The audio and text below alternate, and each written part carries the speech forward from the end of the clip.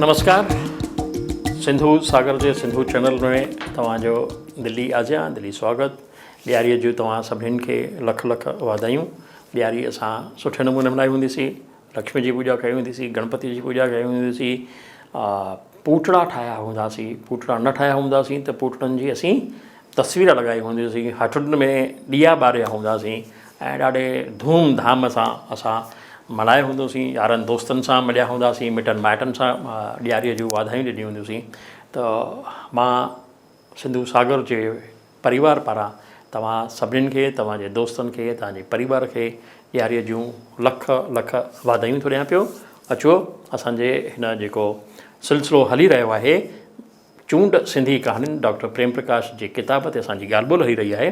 त उन में अॻियां था वधूं पिया। हिन मज़मूए जी जेका 5 कहाणियूं आहिनि उहे मां तव्हांखे ॿुधाया विया आहियां। हाणे असीं हलूं था 6हीं कहाणीअ ते। उहा 6हीं कहाणी आहे विष्णु भाटिया जी टुटल अक्सनि जो जोड़। विष्णु भाटिया साहिब 1 अप्रैल 1941 में हुननि जो जनमु थियो आहे ऐं 2011 में हू अगमदेश जा वासी थिया आहिनि। हुननि जी कहाणी जेका आहे उन्हनि जा 4 मुख्य किरदार आहिनि। पहिरियों मुसाफ़िर, ॿियों टैक्सी ड्राइवर, टियों पीउ ऐं चौथो प्रेमिका। कहाणी जी जेका कथा आहे उहा माण्हूअ जे अंदरे ऐं ॿाहिरें चहिरे ते ॿधलु आहे। माण्हू छा आहे उहो जेको हू ॾिसिजे थो या चहिरे मां हुन जी पहचान थिए थी। ॿियो जेको माण्हू हुनखे सम्झनि था, टियों जेको हू आहे। ऐं हर माण्हूअ जे चहिरे जे मथां चहिरा आहिनि। उहे कीअं आहिनि अचो त ॾिसूं था हिन कहाणी में। जॾहिं को शख़्स पंहिंजे असली चहिरे जो अक्स कंहिं आईने में ॾिसी वठे थो ऐं उन खे सुञाणण जी पहचान जी कोशिशि करे थो त डिॼी थो वञे ऐं तंहिंखे हू नकारे थो छॾे। माण्हूअ जे चहिरे जा रंग बदिलजंदा आहिनि हुन जे मन में ईंदड़ वीचारनि जे करे। कहाणीअ जो मुख्य किरदारु टैक्सीअ में मुसाफ़िरी करे रहियो आहे। टैक्सी ट्रैफ़िक सिग्नल ते रुकियल आहे ऐं खेसि शीशे में हिकु चहिरो ॾिसण थो अचे, जेको चिॿो चहिरो, फिथल नक, फाटल अखियूं, ॿकर जहिड़ा कन, टोपीअ जहिड़ो निरड़ ऐं फुल्के जीअं गोल गोल ॼण चिभाटिजी वियो आहे। ॼण दुनिया जूं सभई बदसूरतूं मिली ही चहिरो सिरजे रहियूं आहिनि। आकारहीन पद जेबो चहिरो। कहाणीअ जी किताब में पेज नंबर 44 ते लिखियलु आहे। मुसाफ़िर इन बद जेबे चहिरे खे भञण थो चाहे। वरी जॾहिं अक्स शीशे में उभरे थियो त मुठ भकूरे शीशे खे थो हणे त उते ई सुवाल थो कयो वञे, छा आहे साहिब? केरु थो करेसि? टैक्सी जो ड्राइवर। पेज 45। इहो टैक्सीअ जो ड्राइवर आहे, पर लेखक तंहिंखे बि हिकु अज़ब में पियल चहिरो चुटियो आहे। शीशो न टुटो पर हथ में सूरु थी पियो। टैक्सी रोके मुसाफ़िर लही थो पवे। हू इहो चहिरो खणी पंहिंजी प्रेमिका सां मिलणु न वेंदो। टैक्सी में केॾांहुं पियो वियो? पंहिंजी प्रेमिका सां मिलणु। पर हुनजो चहिरो जेको हुनखे पहचान अची वञे, हाणे उहो चहिरो पहचान करे उहो न वटि न वेंदो। साए जो अहसासु सां गॾु आहे जेको हुनखे पीढ़े रहियो आहे। हुनजो वरी सामनो या वरी जेका आहे हुनजी थिए थो पियो सुञाणप पुराणे आईने सां थिए थी, जंहिंमें संदसि चहिरो लंबो, निरड़ 1 फुट, नक अधु फुट, चप 3 इंच, कन 4 इंच, हथ 4 फुट, टंगुनि जी लंबाईअ जो को हिसाब ई कोन्हे को। पेज नंबर 46 ते। हीउ आईनो बि ग़लति अक्स थो ॾिए। तंहिंखे बाल थो हणे जेको आईने सां टकराए खिड़कीअ खां ॿाहिरि हलियो थो वञे। शख़्स परेशान आहे। घर में ॿाहिरि जिते बि वञे थो अक्स हुनखे ॾिसण थो अचे ऐं परेशान आहे। शख़्स खे इहो मंज़ूरु नाहे। मुंहिंजी पंहिंजी अलॻि शख़्सियत आहे, शिकिल आहे, सूरत आहे, आकार आहे, रूप आहे, सुंदरता आहे। इहा आहे पेज नंबर 46 ते। घर जे आईने में ॾिठल अक्स जे करे हू परेशान आहे ऐं आईने खे टोड़े थो छॾे।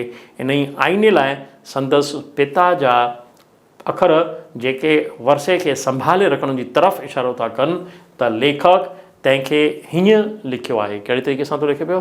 पुट, हीउ असांजे ख़ानदान जो पुराणे में पुराणो आईनो आहे। पहिरीं हिंदुस्तान में न हो। तुंहिंजा वॾा विलायत विया हुआ, उतां ख़रीद करे आया हुआ। उनजी क़ीमत ऐं अहमियत तूं न सम्झी सघंदे। पेज नंबर 47 ते। भॻल कांच जा टुकड़ा ॿुहारजी था वञनि पर अक्स नथो ॿुहारजे। छा अखर जेको आहे कहिड़ी तरीक़े सां उहो चिटे थो, त कांच त भॻल जा टुकड़ा त विरहाइजंदा, पर भॻल टुकड़नि में बि त पंहिंजो अक्स ॾिसणु ईंदो, उहो ॿुहारजी नथो सघे। अक्स जा टुकड़ा चुभनि था, इहो चमड़ीअ में रत मिड़ी आयो आहे, ॼणु जख़म थी वियो आहे। वाह, माण्हू जा वीचार खेसि अंदरि ताईं तोड़े छॾींदा आहिनि। अहिड़ा वीचार जिन खे हू ॿियनि जे साम्हूं न रखणु चाहींदो आहे, ऐं हू अहिड़नि वीचारनि सां पंहिंजो पाण खे रतो छाण करे छॾींदो आहे, जेके असांजे विच में मन में वीचार ईंदा आहिनि, उहे जेके असीं ॿियनि सां न रखी सघंदा आहियूं। किरदार जी मनोवैज्ञानिक स्थितीअ जो चिट, जंहिंखे संदसि मन में बदिजे पिए चहिरे जी रंगत बदिजण सां उभरिया आहिनि, तंहिंजो चिट आहे किरदार जो संघर्ष बदिजे पिए चहिरे सां कहाणीअ जो आख़िर ताईं हलंदो थो रहे। प्रेमिका सां मिलण वक़्तु बि हू सहज न आहे। संदसि खां सुवाल पुछे थी त उन जो बि हू जवाबु न ॾेई वीचारनि में घुम आहे, ऐं प्रेमिका सम्झी नथी सघे त हू हुनखे सम्झाए नथो सघे। ॿी मुलाक़ात में प्रेमिका खेसि शर्माईंदे चवे थी, तूं मुंहिंजो आईनो आहीं ऐं मां तुंहिंजो अक्स। माना प्रेमी आईनो आहे ऐं प्रेमिका हुन में अक्स आहे। इहो पेज 49 ते लिखियलु आहे। किरदार खे पंहिंजे अक्स खां हमेशह नफ़रत रही आहे, छो जो उहो ख़ूबसूरत न आहे। त छा लेखिका ख़ूबसूरत न हुई छा? हलो अॻियां था हलूं। लेखक किरदार जी मन स्थितीअ खे चिटियो आहे। लिखे थो, हूअ मुंहिंजो अक्स ऐं मां आईनो। अक्स जेको कॾहिं बि सही अक्स नथो ॾिए, मुंहिंजी माउ खे मारे थो छॾे। सायो जंहिंमें मां न आहियां, परछाई जंहिंमें मां न आहियां, हूअ जंहिंमें मां न आहियां, हूअ जेका मूं में आहे, हूअ जंहिंमें डैश वॾो डैश आहे। पेज नंबर 40 ते किरदार खां अक्स कहाणीअ जे आख़िर ताईं नथो छुटे।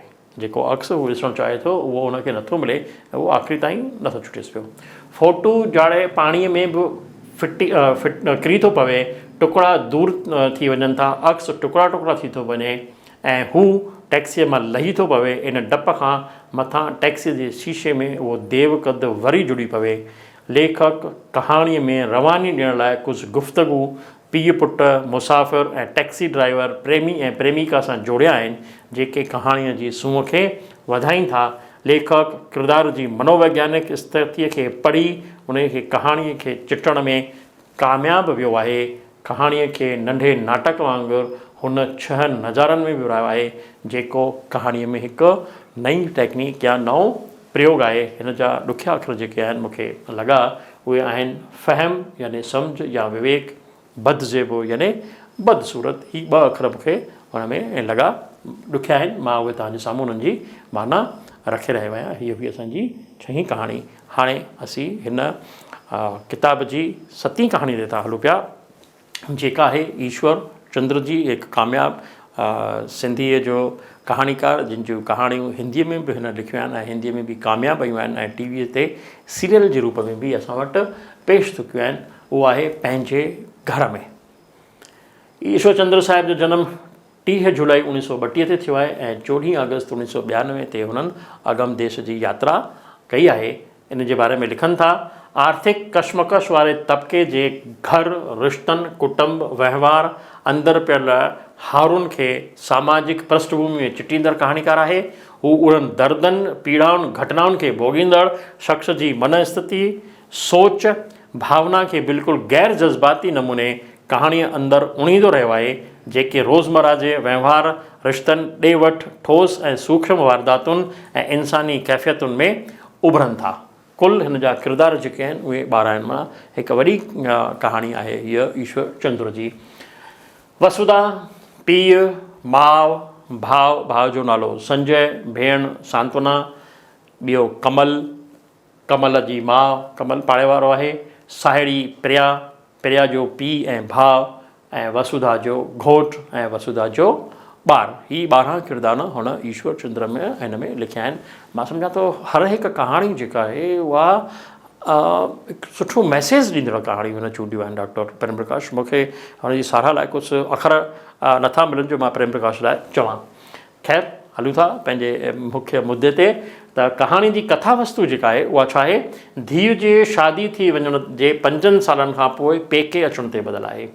कहाणी वसुधा जे पेके अचण खां शुरू थी थिए, जंहिंखे शादी कए 5 साल पूरा थिया आहिनि। हर साल सावण में हू पंहिंजे पेकनि में मल्हाइणु चाहींदी हुई, पर खेसि पेकनि मां ख़त न आयो हो। 5 सालनि खां पोइ शहर ऐं घिटियुनि में बदिलाव आयो आहे। तंहिंखे लेखक वसुधा जे शहर में अचण ते हीअं चिटियो आहे, केतिरो न बदिलिजी वियो हो संदसि शहर। रस्ता वेकिरा थी विया हुआ।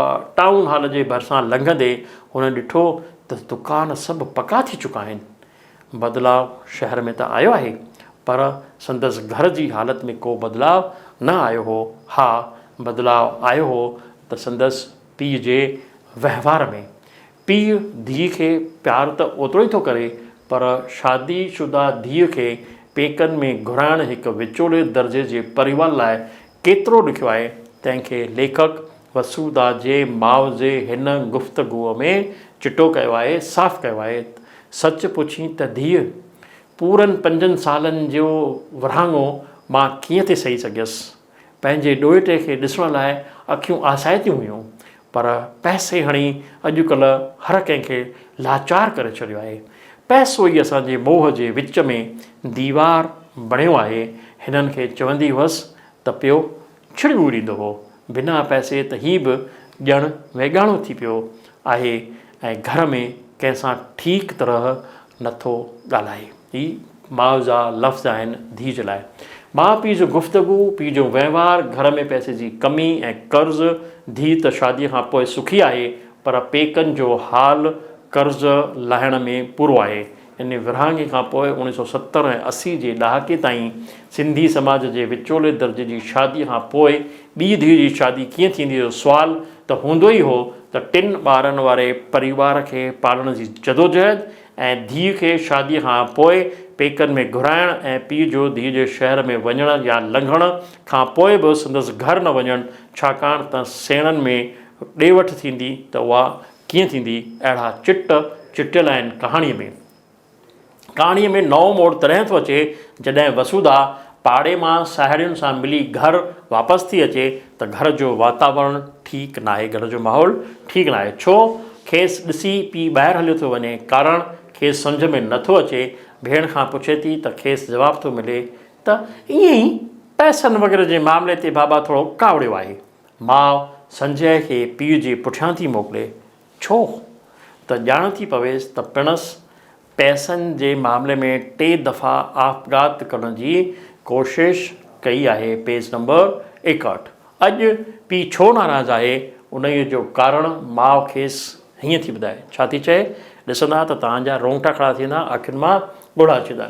इहो हिकु पीउ तो मोह हिननि अॼु ई पुछणु शुरू कयो आहे त वसुधा आई त आहे, पर रहंदी केतिरा ॾींहं, घणा ॾींहं रहण जी या खेसि ऐं संदसि ॿार खे खाराइण जी समर्थी मूं में कोन्हे।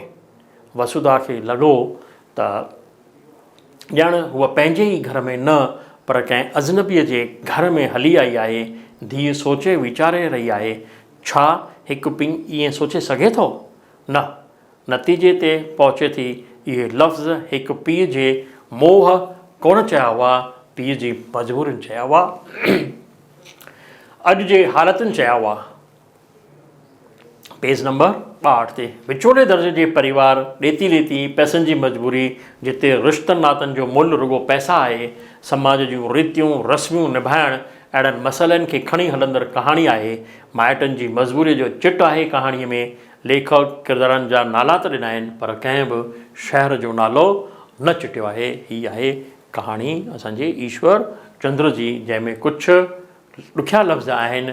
कुॾकियूं, कुॾणु या ख़ुशि थियणु, धुधड़ यानी धूड़ या वारी, राङा कया हुआईं यानी जार जार रोअणु, ही हिकु पहाको आहे। चोॼ यानी मज़ो, ही हिन कहाणीअ जा कुझु ॾुखिया लफ़्ज़ मां तव्हांजे साम्हूं रखिया आहिनि। हिन खां पोइ जी कहाणी आहे टुकड़ा टुकड़ा। उहो आहे आनंद खेमाणी साहिबु। आनंद खेमाणी साहिबु अॼु बि दिल्लीअ में रहनि था। उन्हनि जो जनमु 1933 में थियो आहे ऐं आनंद खेमाणीअ जे बारे में प्रेम प्रकाश लिखनि था, आनंद खेमाणी जो कहाणीकार ॿ मुंहुं आहे, जंहिंजे हिकु मुंहुं रोमानवी लाड़े तरफ़ निमियल आहे ऐं ॿियो नए तरफ़ कंहिं महिल ॿई मुंहं साॻिए वक़्तु कमु ईंदा आहिनि। उहो ॾंगीदो तिख जे हवाले में बि ॿिन्ही मुंहंनि सां आहे त जीअंदो बि, यानी हुनजे वॾे हिसे जो जीअणु सेक्स मौज़ूअ ते जे इर्द गिर्द आहे। हुनजी किन कहाणियुनि में सेक्स जो मुंहुं लिकल लॻे थो पियो। अचो त हिन कहाणीअ में ॾिसूं त हिन छा लिखियो आहे टुकड़ा टुकड़ा में। हिन जा किरदार कहिड़ा आहिनि? ॿ, अलका ऐं मां। कहाणीअ जी कथा जेका आहे उहा जवानीअ में अकेले गुज़रण जे फ़ैसिले ऐं उमिरि वधण खां पोइ उन्हीअ ते वीचार करण ऐं उमिरि जे 3 ॾहाके खां पोइ कंहिंजे साथ जी ज़रूरत ते ॿधल आहे। जंहिं जवानी में माण्हू जेको फ़ैसिलो कंदो आहे त मां कुंवारो रहंदुसि, शादी न कंदुसि, उन खां पोइ जो हुनजो छा वहिंवार थो रहे ऐं कीअं हुनखे ज़रूरत थी पए उमिरि खां पोइ, इहो हिन कहाणीअ में चिटियल आहे। कहाणी रूमानियत ऐं नओं दौर ॿिन्ही जो सफ़र तइ थी करे कहाणी जो मां किरदारु उमिरि जे 4थे ॾहाके में पहुचण वारो आहे ऐं हुनजी मुलाक़ात अलका किरदार सां थिए थी हिकु गुफ़ानुमा ठहियल रेस्टोरेंट में।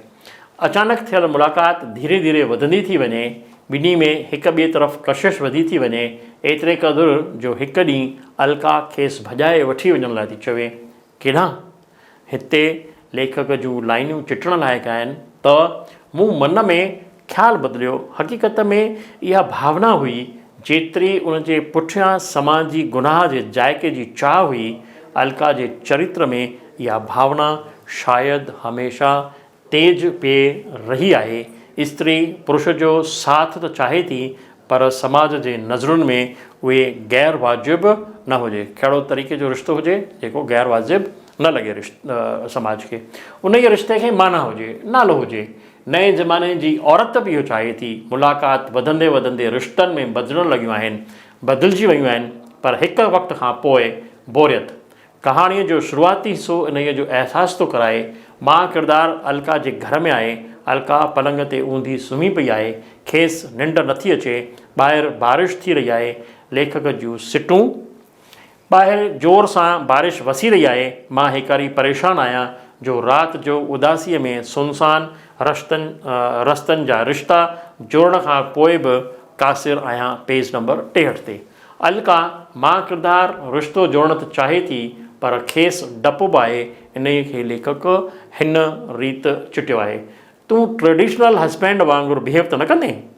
मूं ते कॾहिं हुकुम त न हणाईंदे? मूंखे कुझु करण न करण लाइ मजबूर त न कंदे? कहाणीअ जी आख़िरी पैरा में अलका जी मौत, हार्ट फेल ऐं उन खां पहिरीं प्यार तंहिंखे कीअं चिटियो आहे।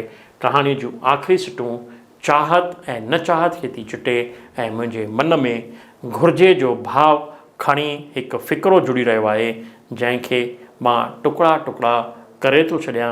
इहो सभु ईअं थी वियो जीअं थियणु न खपंदो हो। पेज नंबर 68 ते। कहाणीअ में अलका जो किरदारु हमेशह कश्मकश में आहे। अलका अकेली आज़ादु ज़िंदगी चाहे थी, पर कंहिंजो साथ में आज़ादी न खसिजणु खपे। इन जी पूरी ख़ातिरी बि करणु थी चाहे। पंहिंजो पाण पुरुष खे समर्पित बि करणु थी चाहे, पर खेसि गारंटी बि खपे त हुन सां धोखो त न थींदो। हिकु स्त्रीअ जो मन जेको आहे, उनजी मन स्थिति कहिड़ी आहे, उहा लेखक चिटण में कामयाबु आहे। लेखक कहाणी में प्यार ऐं संघर्ष यानी रूमानियत ऐं जदीदियत, नओं दौर ॿिन्ही खे गॾु खणी थो हले। कहाणी जो मक़सदु साफ़ न आहे त लेखक छा थो चवणु चाहे। छा औरत खे साथ सहकार खपे या साथ ऐं सहवास? ज़िंदगी अकेले ॼण खां पोइ 4थे ॾहाके में कंहिंजो साथ? हीअ हिकु कहाणीअ जो चइजे कि हिसो आहे जेको मुंहिंजी नज़र में आहे। हीअ मुंहिंजा पंहिंजा वीचार मां तव्हांजे साम्हूं रखे रहियो आहियां। हिन में जेके ॾुखिया लफ़्ज़ मूंखे लॻा उहा आहे फ़रारियत यानी पलायन, छॾे वञणु, कासिर, असमर्थ या नाकामी। इहे हिन कहाणीअ जा लफ़्ज़ हुआ। हीअ हो असांजो आनंद खेमाणी साहिबु। हिते असां अॼु हिन डिस्कशन खे असीं छॾियूं था पिया। वरी असां मिलंदासीं कुझु ॿियूं कहाणियूं खणी करे जेके असांजे हिन मज़मून में आहिनि, चूंड सिंधी कहाणियुनि में। जय भारत, जय हिंद।